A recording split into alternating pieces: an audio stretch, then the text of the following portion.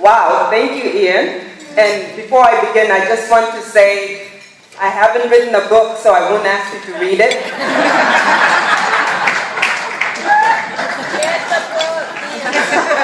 You don't have to get it. I haven't written it.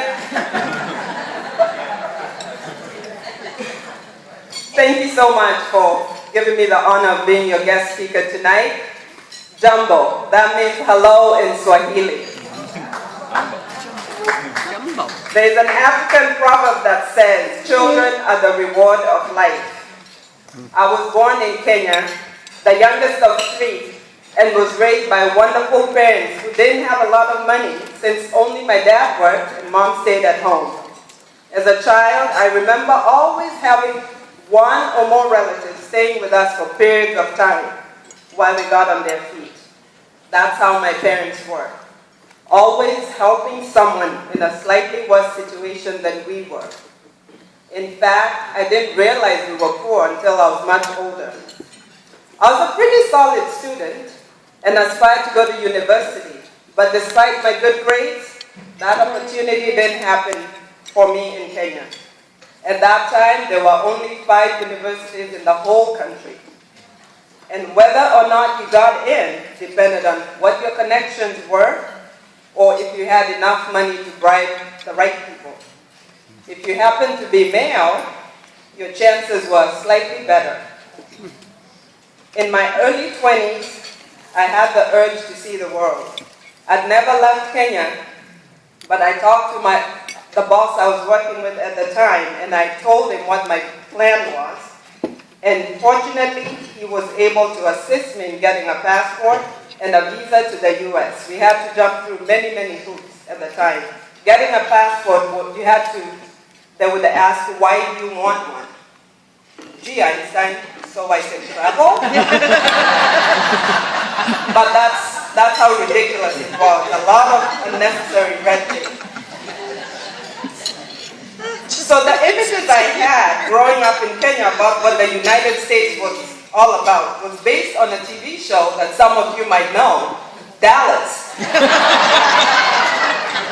And I imagine that most of the people in the States wore fancy clothes, drove nice cars, and lived in mansions. When I first arrived, I landed in Miami and lived in Tallahassee for 6 months. Pretty quickly, I found out that actually not everyone in the States leads a fancy life like the Ewings on Dallas. I was pleasantly surprised to learn that there existed institutions such as community colleges, and I decided to pursue my lifelong dream of getting a higher education.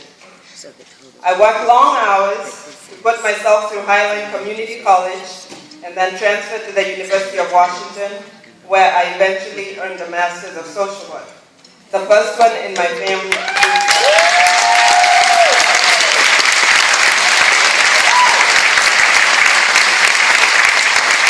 Thank you. I spent half my life in Kenya, a third world country, and was used to seeing a lot of poverty. Now that I have lived half my life in the United States, I find it unacceptable that there are thousands of children who go to bed hungry every night in the United States, the greatest and wealthiest country in the world.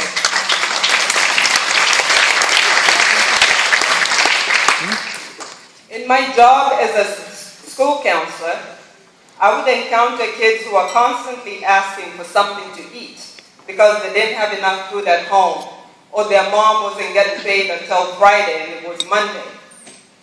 And I made it a habit to have lots of snacks on hand for such emergencies. And thankfully, there's a certain establishment that's a warehouse. I won't name it, but you can buy goods in bulk. So I frequented that establishment so that I could help my kids. One day, I got the idea to reach out to the West Seattle Food Bank to see if we could form a partnership to support these children. And thank you, West Seattle Food Bank, Stephen, Lester, Fran, Judy, all the volunteers for making this happen, because on November 1st, 2013, we started the backpack program.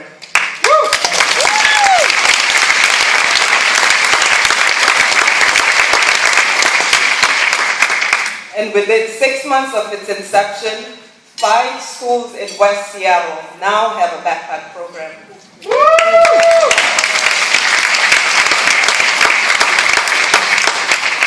This is evidence that there are many hungry children in this community who need food. We cannot expect children. The helping field is not for fame or money. Well, that would be nice, but it's not. It's because it's the human thing to do. So I'm the youngest of 3, and my 2 older sisters somehow ended up in the helping field too. My oldest sister works with the elderly. My middle sister works with young adults with special needs. And I work with the little ones in elementary school.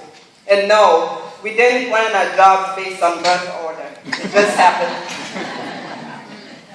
One reason I enjoy working with kids, especially the 35 children in the backpack program at Arbor Heights, is because of the gratitude and joy they express when they receive their backpacks.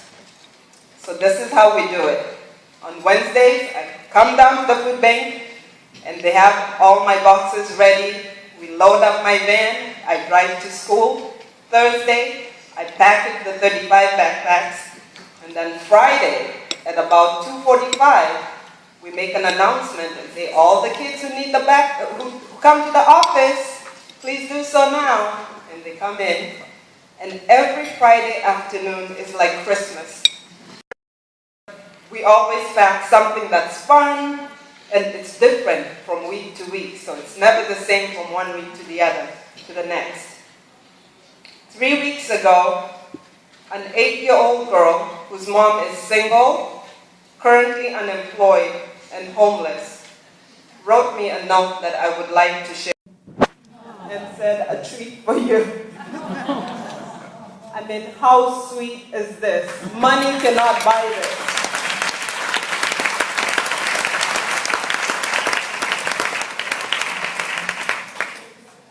So people have helped and encouraged me along this journey called life. I have my family, the former boss who took a chance on helping me bust out of Kenya, friends old and new. Now it's only fair that I offer a helping hand to children in need and their families. Find out what their needs are and help fill those needs. My job is to advocate for them to the best of my capabilities. So I work at Arbor Heights Elementary, and there's someone us elementary folks consider a rock star. Some of you might have heard of this individual. Any guesses? Rock star? Anybody? That was a great guess, but no. That rock star is Dr. Seuss.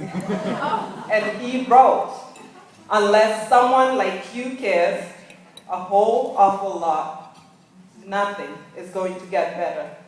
It's not.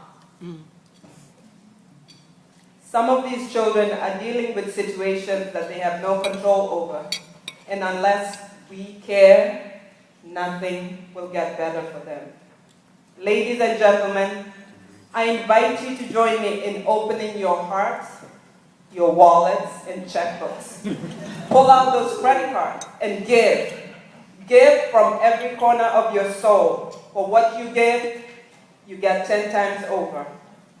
We are the instruments of change. Thank you. Thank you for choosing to make a difference in the life of children, the reward of life. Thank you.